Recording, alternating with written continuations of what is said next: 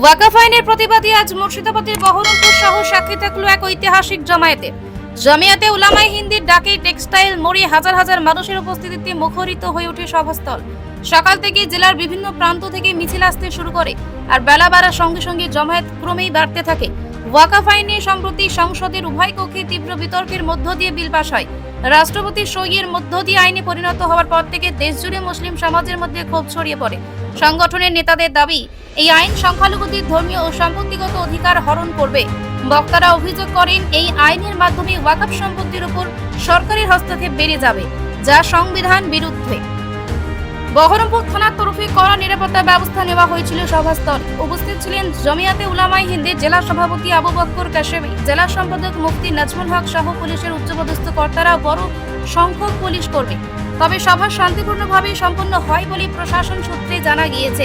জমিয়াতে উলামায়ে হিন্দের নেতৃত্বে আগামী দিনেও রাজ্য জুড়ে প্রতিবাদ চালিয়ে যাওয়ার ডাক দেওয়া হয়েছে। এই আন্দোলন কত দূর গড়ায় সেদিকে এখন নজর। আমরা ওয়াকফ বিল মানছি না, মানব না। আমরা কালা কানুন মানছি না, মানব না। কালা কানুন বাতিল করো। রহিম, আজকে 9 এপ্রিল 2025 বুধবার বেলা 3টায় ঐতিহাসিক জেলা মুর্শিদাবাদের জেলা শহর টেক্সটাইল কলেজ মোড়ে জমিয়াতে উলামায়ে হিন্দের ডাকে কালা কানুন ওয়াকফ যে আইন পাশ হয়েছে তার বাতিলের দাবিতে আজকে জনসভা ছিল। আমাদের মূল বক্তব্য, এটা গণতান্ত্রিক ধর্মনিরপেক্ষ দেশ, ধর্ম আপন আপন পালন করবে, কেউ কাউকে বাধা নাই। ভারতবর্ষে কোনো হিন্দুরা ওয়াকফ আইনের পরিবর্তন চায়নি। কাজী মুসলমানদের জমি করায়ত্ত করার জন্য বিজেপি সরকার, অমিত শাহ এবং নরেন্দ্র মোদীজি দুজনাই মিলে জোর জবরদস্তি আপনার উভয় পক্ষে আইন পাশ করিয়েছেন। আমাদের সংগঠনের সর্বোচ্চ নেতা হযরত মাওলানা আরশাদ মাদানী সাহেব সুপ্রিম কোর্টে গেছেন। আমাদের বিশ্বাস জিতব, ওইদিকে আইনের লড়াইও চলবে।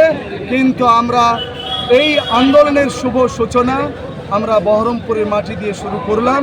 আমাদের বড়রা, আমাদের সংগঠনের যারা রাজ্য কেন্দ্র নেতৃত্ব যেমন বলবেন, আগামী দিনে আইন যতদিন প্রত্যাহার না করবে ততদিন পর্যন্ত আমরা ক্ষান্ত হব না। যদি আমাদেরকে জেল ভরা আন্দোলন করতে হয় তাও যাব, আমাদেরকে আরও কোনো বড় কুরবানি দিলে পারে সেটাও স্বীকার। কিন্তু আমাদের মসজিদ, মাদ্রাসা, কবরস্থান, তবলিগ, জমিয়ত এবং কিরাত্তর সম্পত্তি, ঈদগাহ সম্পত্তি কোনো মতেই বেদখল হতে দিব না ইনশাআল্লাহ। এই ইস্যুতে আজকের সভা ছিল। কি নাম আপনার পরিচয়? আমি মুফতি মোহাম্মদ নাজমুল হক, মুর্শিদাবাদ জেলা জমিয়তের সাধারণ সম্পাদক, রাজ্য সহসভাপতি। আমার ডানে মুফতি ইসরাইল, বামে মুফতি আব্দুল কুদ্দুস সাহেব, আরও আমাদের জেলা ইমাম রয়েছেন আব্দুর রাজ্জাক সাহেব, মৌলানা শেহাবুদ্দিন সাহেব,